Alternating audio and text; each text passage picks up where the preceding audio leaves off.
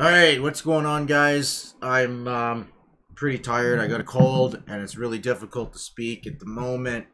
I'm going to do my best here, and I want to make this as short as possible.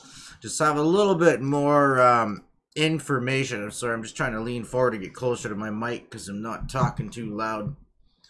A little bit more information about Cloud Token and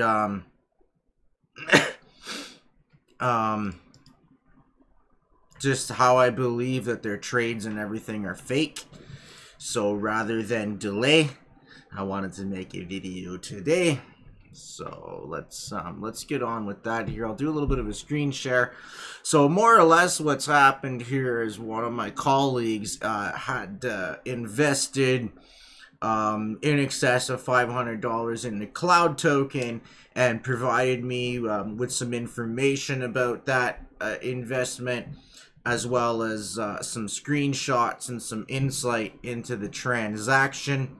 And what sparked my interest was what happened when he invested his entire wallet balance into the Jarvis AI bot that is supposed to be generating you revenue by trading on exchange or arb trading or whatever. It doesn't matter. You still have to trade on exchange. So, fact, here's a fact that I don't think anybody can dispute me on. In order to trade on an exchange, and in order to generate revenue from trading on an exchange, you have to deposit your money onto an exchange. I don't think anybody can disagree with me on that. So anyway, what I'm going to demonstrate is that when you invest into the Jarvis AI bot, your funds don't get sent to an exchange. Or they actually don't get sent anywhere. And I also want to demonstrate that the balance in your wallet address is not available to you, which demonstrates that this is not a crypto wallet in fundamental practice, and it is not a decentralized wallet in any sense whatsoever. Excuse me, I'm like just kind of laboring here with my cold. So, let me switch to a screen share. Where's my button? Okay. So, here's a bunch of screenshots buddy sent me. We'll leave his name out of it. I'll hit this one at the end. So let's just start out. So he's been invested now for a couple of days. He's made 11 point some CTO tokens. Worth $3.41. I mean, big number, whatever. It doesn't matter. So with that said, okay, so that's fine.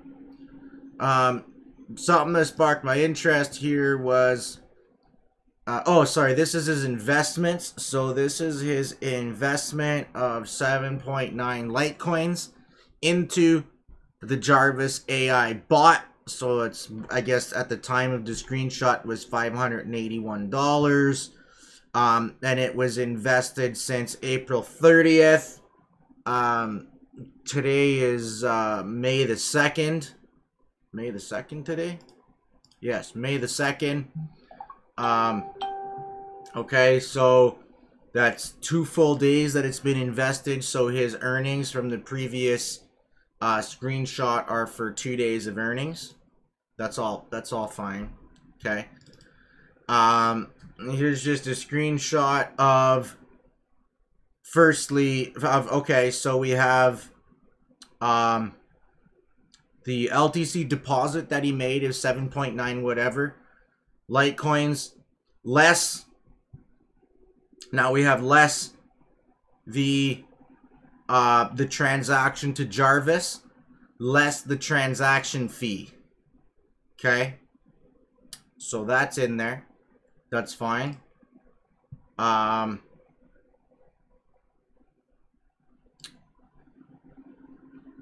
Oh, the other thing I wanted to point out is that here's the thing. This is what's really stupid. How can this possibly be an ultra secure cryptocurrency wallet if you can have a negative balance right here? LTC. Let me zoom that. LTC negative 0.003 Litecoins. How can a cryptocurrency wallet, if it's powered by an ultra secure blockchain, have a negative balance in it? Let's investigate. Let's investigate further. Okay, so if you go into your deposit window on the app, okay, all right, you can get you got your deposit address, and you can click on this button that says see on Explorer. Here's what's interesting. Now remember I said, in order to trade on an exchange and to generate revenue from trading on an exchange, you have to deposit your money onto an exchange, right? Simple. Okay. So when you click on that button right here that says see on Block Explorer, it takes you over to the Litecoin Block Explorer. Now here's what's funny. So he deposited that 7.9 Litecoins. One transaction in, received 7.9. 0 transactions out, zero Litecoin sent out from this address. Okay. So basically what we've demonstrated here is that they're not actually trading on an exchange because they haven't taken your money to trade on an exchange. But wait, there's more. So if this is an ultra secure wallet where you hold your keys, right? Where you actually are in control of your funds and you own this address. So if I own this address, or if Buddy that sent me these screenshots owns this address, okay? So if he owns this address, MJZ3BY, okay? We'll look at his other one, MJZ3BY, okay? Same address. If he owns this address, and this address contains 7.9 Litecoins, why does his wallet say he has a negative balance if he owns that address? Doesn't make any sense, does it? So we can actually verify this as well. And I can verify this by copying this address and putting that onto the Litecoin Block Explorer. So I actually have that address that I sent to myself. Let me go get that. Okay, I just copied that off of my other screen. I didn't want to reveal all my private conversations. So now I want to open up a browser. Just give me like Chromium browser, and then I want to search for Litecoin Explorer. We'll use Block Cipher, whatever, I don't care which one. We'll paste the address. Now I just want to make sure you guys know it's the same address, MJZ3BY, ending in 6U2. We'll go back to our screenshots.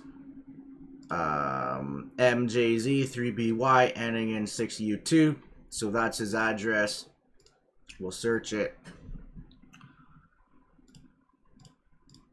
We got invalid address on this one. Interesting. So we have an invalid address.